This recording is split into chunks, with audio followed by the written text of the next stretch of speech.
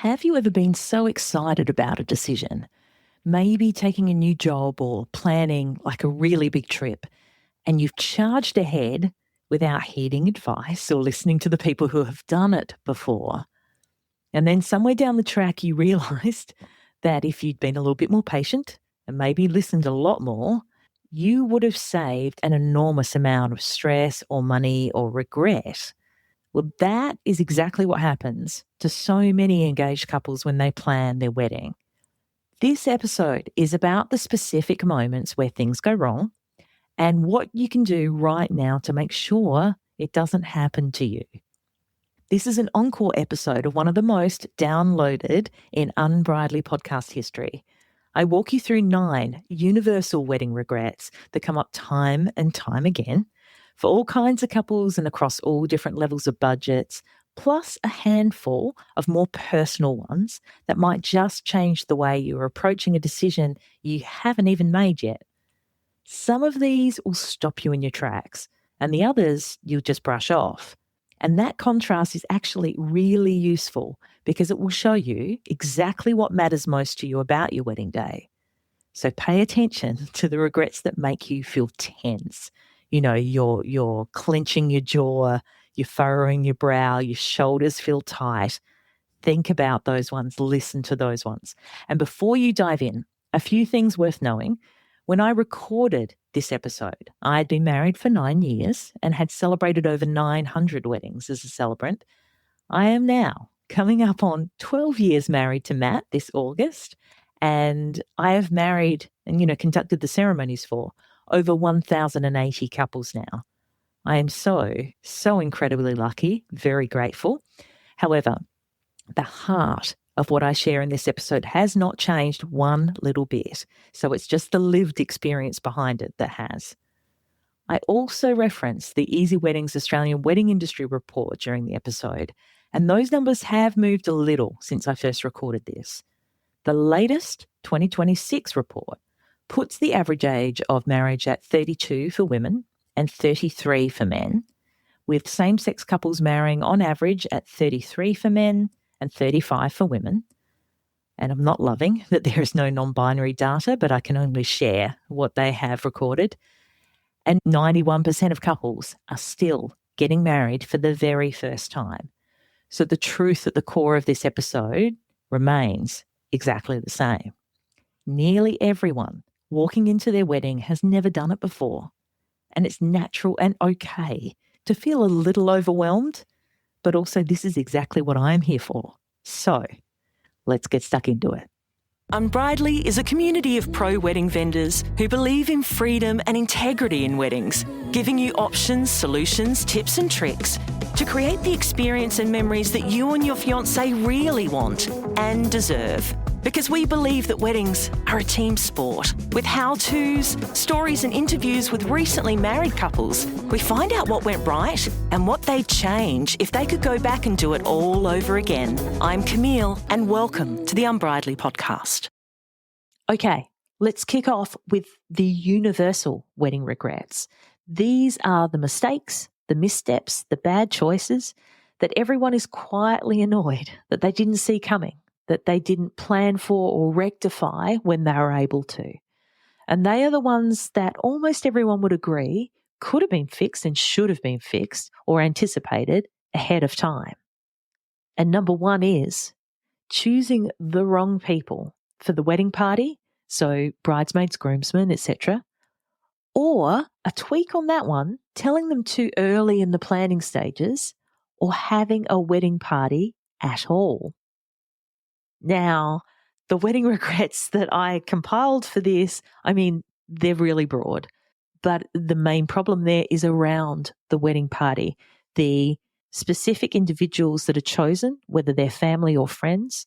They need to not only be a part of your past, people that you get along with and don't feel obligated to include, but people you truly want beside you, because generally most engaged couples choose to either have some pre-wedding events with them, so whether that's a bucks party, hens party, bachelorette, all those pre-wedding events, maybe a rehearsal dinner with these people, also get ready with them on the morning of the wedding generally, get dressed with them, travel with them, go to the ceremony. Generally, a wedding party would stand up with the couple getting married. They spend a bucket load of time with you on the wedding day. You got to not only love them in your past, you got to love them for your future too.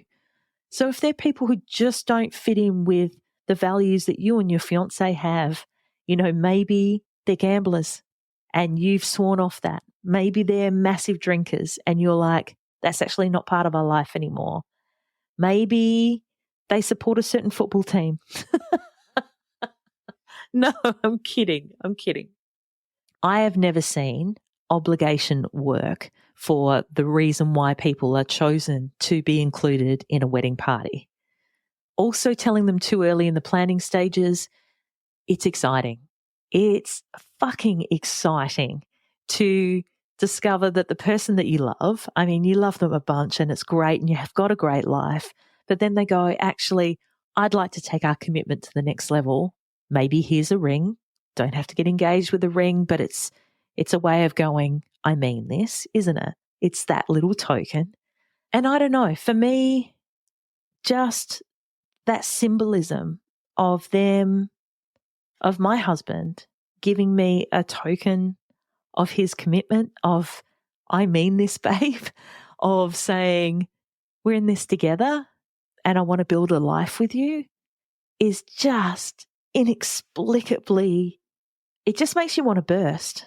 It really makes you want to burst with happiness and pride and the feeling like, oh my God, someone loves me.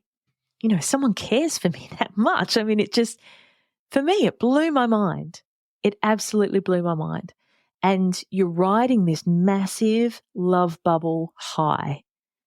It's hard to see things clearly. And if you've chosen, I know a lot of women in particular who have chosen their bridesmaids when they're in high school and they've gone, yeah, you'll be my bridesmaid, you'll be my bridesmaid, and you and you and you, and we're going to have the best time. And you go, yeah, girl. And everyone goes, slay. And then you chink your drinks. That might be okay if you get married like close to finishing school.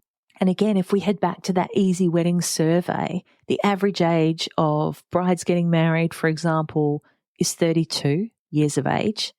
So you're quite a long way from being in high school, no offense, but life has moved on. And for a lot of us, there are different friends, different family that are playing a bigger role in our lives when we're 32 versus when we're 17. And it's natural and it makes sense that different people have come into your lives and are closer to you, mean more to you, maybe share more of the same future, more of the same vision for your lives. Telling your wedding party too early in your planning stages and proposing to them and going, hey, love you to be a part of it, it doesn't leave you time to really consider what's good for you, what's good for them as well, and what will work for your wedding, for your budget, for your venue. Are you going to get married in your state? Are you going to go overseas for it?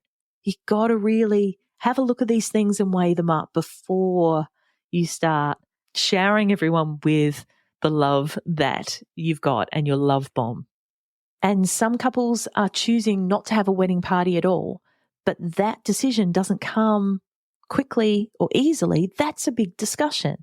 That's a discussion that comes around, when are we getting married? Where are we getting married? What kind of budget are we happy to be spending? And so take your time.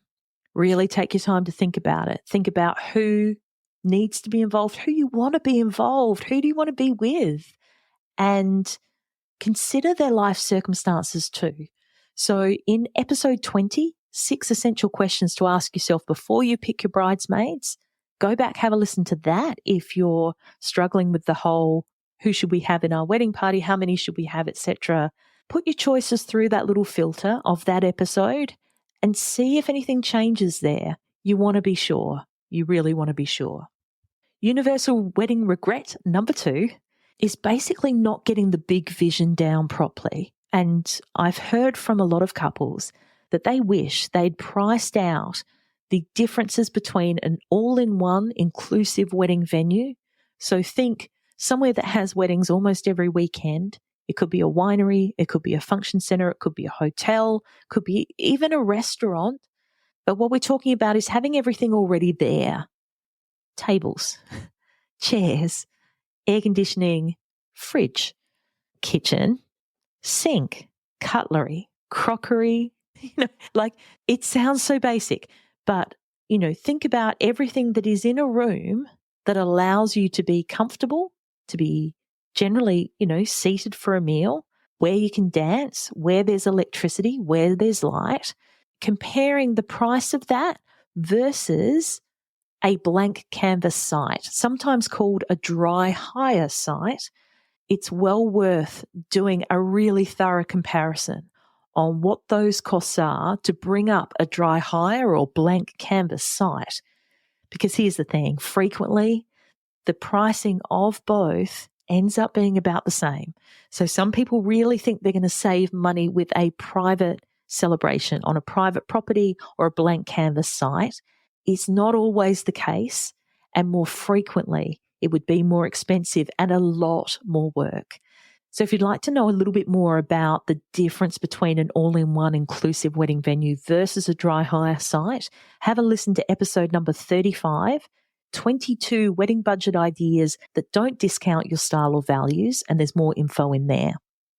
Regret number 3 is inviting guests you really don't want to have there due to obligation.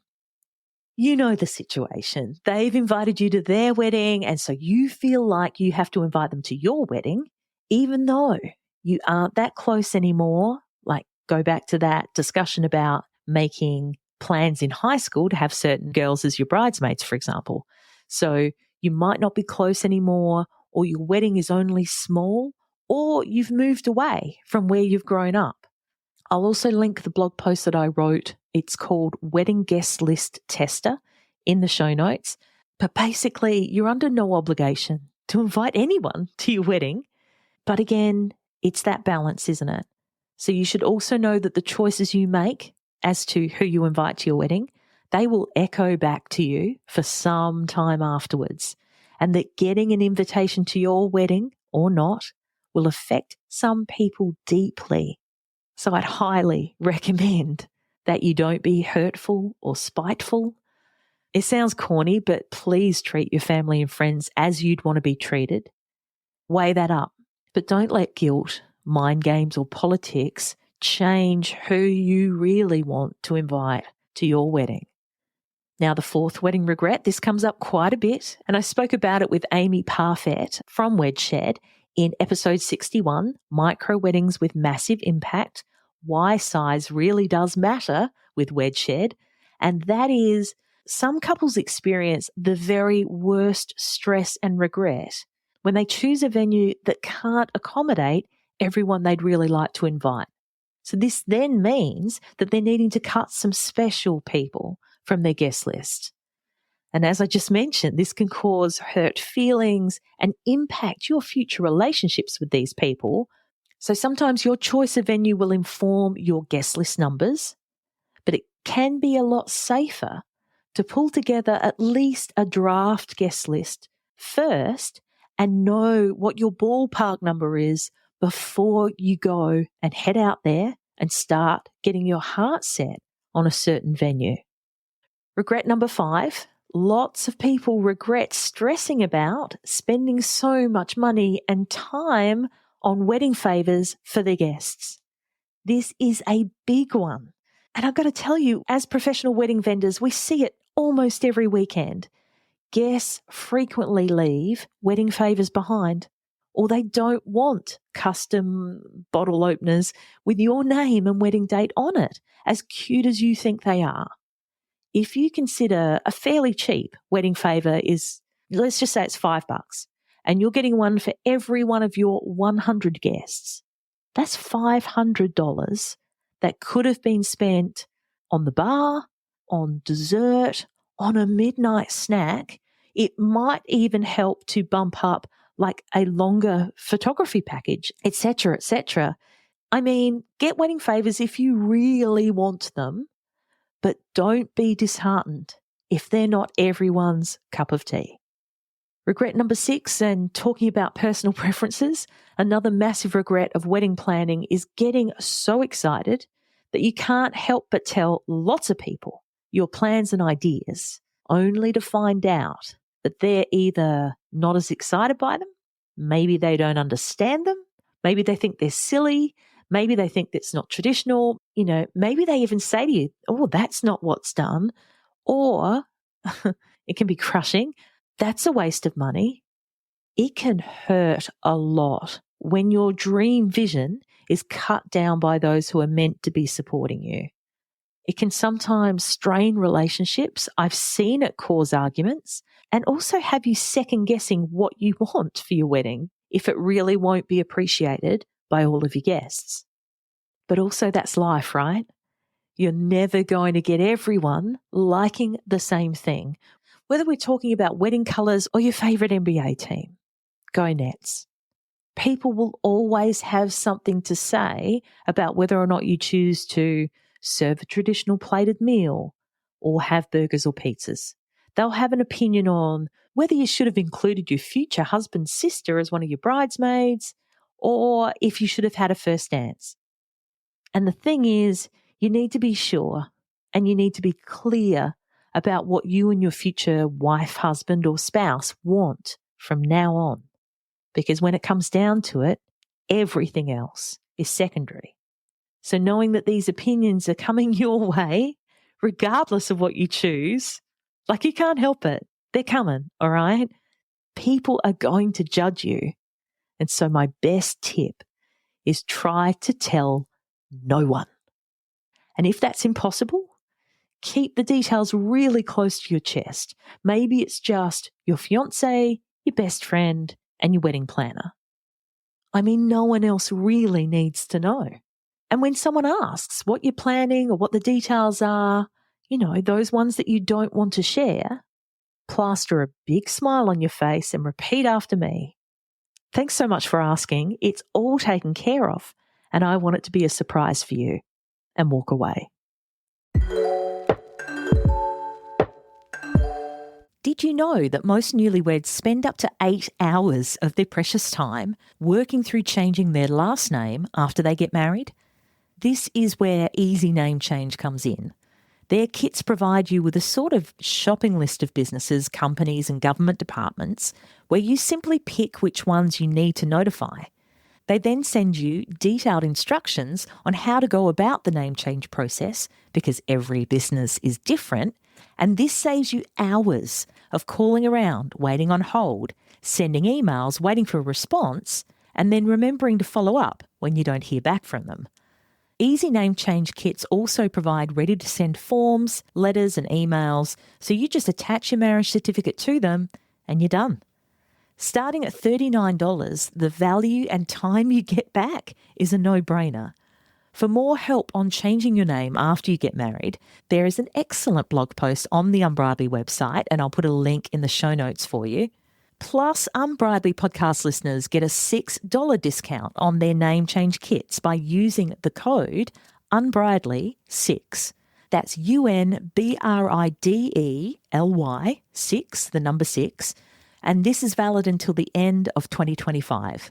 Get your Easy Name Change kit so you can move on to the fun parts of being grown-ups together, like holidays, getting a dog, building a house, herb gardens. Regret number 7, it comes up time and time again, but so many newlyweds tell me that they regret not getting a videographer, or if they're not video people, and that is totally a thing too, they regret not hiring a professional photographer, or they regret not extending their photography package or coverage to get more photos. So incredibly common. It's really sad too, because of course, as I said at the start, it's one of those truths. You're not getting this day back. You're not going to be able to recreate what's happened, the feelings, the people that were there, the weather that you had, the food that you ate, the way you looked, the way you felt inside. I've heard some couples go, that's okay, we could get another shoot on another day, but it will always be just another shoot on another day. Invest the money in that experience, in that time, if it's important to you.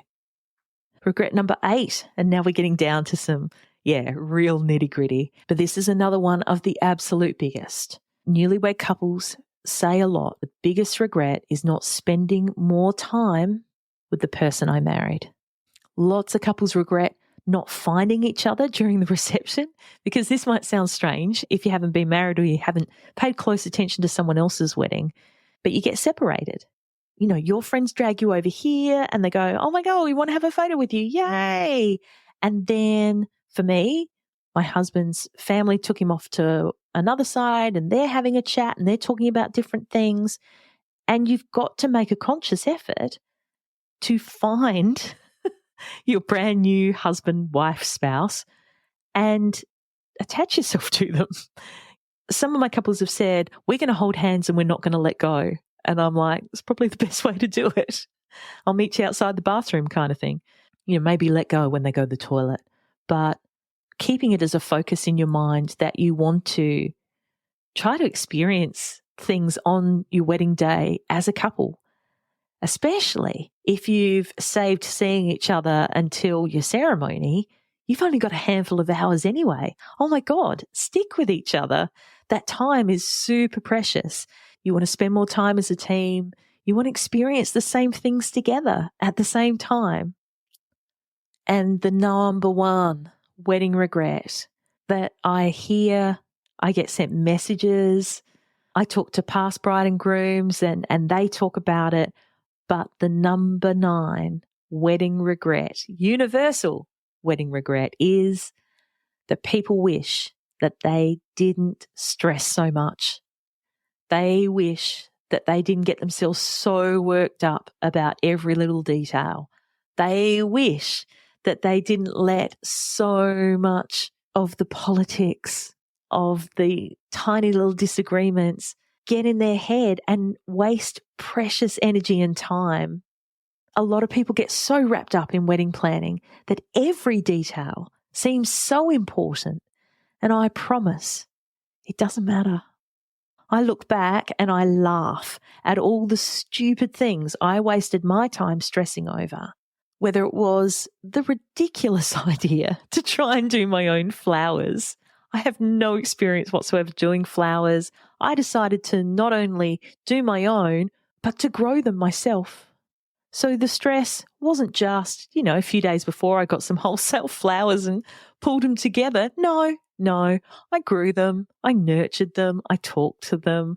And I mean, it's kind of cute, but I had so many other things going on, so many more important things that I could have enjoyed. It took away time that I could have spent enjoying other things that were way more valuable. So try going into your day knowing that things are going to go wrong, but it's how you react to them that will affect the flow of your day and what you remember. Now, I'm just going to go through a few of these subjective wedding day regrets. They're not as big.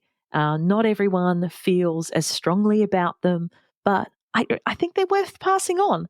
So a big one for the subjective wedding day regrets, and it's not everyone, but it's regretting the entire wedding, as in the money spent and the time and energy. Some people consider it's wasted. So realizing after your wedding that the benefits of it were not as valued means that you didn't sit down together and work out that maybe an elopement or maybe a micro wedding and spending the budget on a really big honeymoon or a house or maybe a family holiday, maybe that would have been more rewarding for you. And this really can be and should be addressed really early on in your engagement. What does a wedding mean to you both? Do you really want and need one? Are you doing what you want rather than what's expected of you? Another regret is not allowing enough time for hair and makeup to be done. If you are having hair and makeup done, your timeline is super, super crucial, and you need to allow not only the amount of time that whoever's doing your hair and makeup, if you've got a professional, then brilliant. Hopefully, they're going to be a little bit more efficient. They're going to have their timings down a little bit better. But whoever is doing it, let's say it takes an hour, you're putting an hour 15, okay? You don't want to feel so rushed and panicked towards the end, especially if you have lots of people getting their hair and makeup done. Another regret is that people don't write speeches. It's something that people leave really, really late. And it becomes something that a lot of not only the couples getting married, but also bridesmaids and groomsmen, best men and maid of honours and father of the brides, they just procrastinate on it for so long that it's something that they're doing the morning of. Please don't try to wing it. Unless you're a professional stand-up comedian, even they write stuff. I've got to tell you, they write stuff. Go back and have a listen to episode number 34, How to Give an Amazing Wedding Speech, even if you're really nervous, with authentically funny speeches. Beth will walk you through exactly how to get started, what to focus on, what to leave behind. Get it done. Seriously, get a draft done for your speech. Don't let it be one of your regrets. Another subjective regret is not being more diligent about getting some of the photos that people want. The big key there is communication. Again, with your photographer, also allowing enough time in the timeline there. But if there are photos that mean the world to you, that you've got your heart set on, you have a photo list, you have them written down there, you're sharing it with the photographer well ahead of time, not on the day. You don't just present it then on the day. It could change everything, what you've got in that list. Communicate early, like tell them exactly what you want. They'll let you know when and how it's possible. That's their job. Another regret, not spending more time talking to the guests. So this is the thing. Some couples want to be on the dance floor and they regret not being on there enough. Others wish they'd talk to their guests more because they spent their night on the dance floor. Depends on what you really want. Have a chat about what you really want. Split your time. Get someone to help you manage that time. Another regret is they wish they had more behind the scenes pictures and videos. So as you're getting ready, more natural, candid shots during the party, all those sorts of things. If that is not with a professional photographer or content creator, and you haven't discussed that with them, get hold of your wedding party. Go, I need you for half an hour. Could you run around and take candid shots just on your phone? Beautiful. Perfect. It's working out what you really want, finding a spot for it in the timeline and making it happen. Big regret. Big regret. Oh my God, I see it with my couples a lot. No matter who's walking down the aisle, there's a sense, oh my God, all eyes are on me. I've got to make it down without tripping over. I hope I do this right. Is the song going to run out? All of those things. My heel is caught in the grass. You just don't want to make it look like you're on the way to a shoe sale, that you're motivated, bit panicked, bit glassy-eyed, and you're running as fast as you can. Walk slow down the aisle. Everyone says it. Go slow. Take it easy. Take it in. Super important. Big regret. Not being clear on expectations of wedding vendors. Having a really detailed and thorough meeting, especially if you have a venue coordinator or a planner, having that the week of so it's fresh. It might be too late to change everything, but it's about highlighting what's most important. Some planners might require that somewhere within the month prior. The week of generally is ideal for the couple getting married. It just depends on when your coordinator or planner can fit that in for you. But emphasizing, again, the things are important. What's important to you? It could be music, timelines, could be your expectations on certain moments. Be extremely clear on this. Make sure it's written down. Make sure there's a record of it. And when it all comes down to it, on the actual day itself, there's not a lot that the marrying couple can do to impact change on what's going on. The best thing you can do is to let it go. And it sounds crazy. It sounds crazy. But to let it go, to drink it in. If there are mistakes happening around you, clock them, notice them, but then you've got a choice whether to get really frustrated about them in that moment, to try to make things happen, to try to chat with people, or to let it go and laugh. The most important part, surely, after everything, is that you get to marry the person you love and that you and your guests have a good time. Your guests are looking to you for cues. Shrug it off. Shrug off whatever is going wrong. And I've seen it with couples. There was one particular wedding, and it was in fact my 900th ceremony. And it was about at this time last year. And my couple, my gorgeous couple, they had planned their wedding down to the nth degree. And it was classy and it was fabulous. And their ceremony setup was just going to look like a dream outside. But Mother Nature had other plans. And we had the storm of the century here in my hometown. It was so crazy. There were hurricane-like winds, massive downpours, and there was flooding all over the state. Our first option for the ceremony, we had to give that one up early because it was outside. The second option for the ceremony got flooded, and so we had to go with the third option. And by that time, of course, moving guests, moving decorations, moving flowers, trying to get my PA out of the rain, certificates are all water damaged. All the things that have to happen to, move from one location to the next takes time. And so their wedding was running late, but their attitude was fucking tip top. And it meant that everyone else got behind them, even though it wasn't ideal. And it was one of the most incredible weddings I have ever been a part of. Strangely, not perfect, but it's the attitude of the couple getting married that can make the biggest difference. So allow yourself lots of time on your wedding day timeline to soak things in. Have a listen to episodes 64 and 65, parts 1 and 2, of 6 most frequently asked questions that will make or break your wedding day timeline with Luke John Photography. That's going to help you make sure you span out your timeline as best you can. But if a storm's coming, you're just going to make the best of it, right? So I'd love to know which one of these regrets is the one that really freaks you out the most, the one that is most important to you not to have after your wedding has come and gone. Let me know on Instagram @Unbridely, and I'll chat with you next week. That about wraps it up for this episode of the Unbridely podcast. For the links and resources we mentioned, please head to the show notes. And if you love the show, please review and subscribe on the podcast platform you're on now so you don't miss out on a single episode. Thanks so much for listening. And remember, weddings are a team sport. Catch you soon.